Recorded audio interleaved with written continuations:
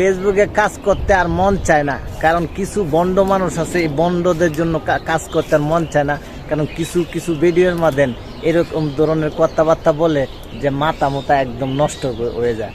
আর এবারটা তুই যে কথাটা বললে যে তোর লাইফটে যে যার আইডিতে শেয়ার করছে যদি কেউ তার লাইফটি ডিলিট করে দেয়, তাহলে একটা নারীর ইজ্জত নষ্ট করলে যেরকম গুণা, তোর লাইফটে ঠিক আছে এই ডিলিট করলে ঠিক এরকম গুণা। আর এই হারামজাদা, তুই তো একটা শয়তানের থেকে আরও খারাপ।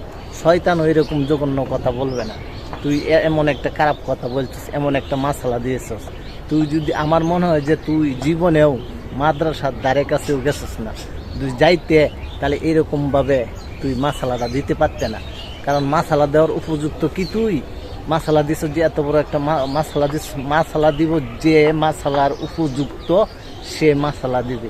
তোর তোর ক্ষমতা নাই মাসালা দেওয়ার। স্যারের মাঝে বৈশা বৈশা স্যার লারাস, আর তুই মানুষের বলস যে আমার ভিডিওটা যে ডিলিট করবে, লাইফটা যে ডিলিট করবে, সে একটা নারীর ইজ্জত নষ্ট করলে যেরকম গুণা, ঠিক সেরকম গুণা।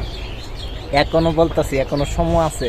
দ্বিতীয় একটা ভিডিও কর, কইরা মানুষ আল্লাহর কাছে মাপসা আগে, নিজে তওবা কর, আল্লাহর কাছে মাপসা, মানুষের কাছে মাপসা যে আমি যে কথাটা বলছি এটা ভুল বলছি, যে আমার মুখ দিয়ে বেরিয়ে গেছে, তবু মানুষে মন থেকে মুচ্ছা ফেলা দিব। এখনো সময় আছে, না হলে এই দেশ থেকে শয়তান মানুষে তারাইতে বেশি সময় লাগতো না।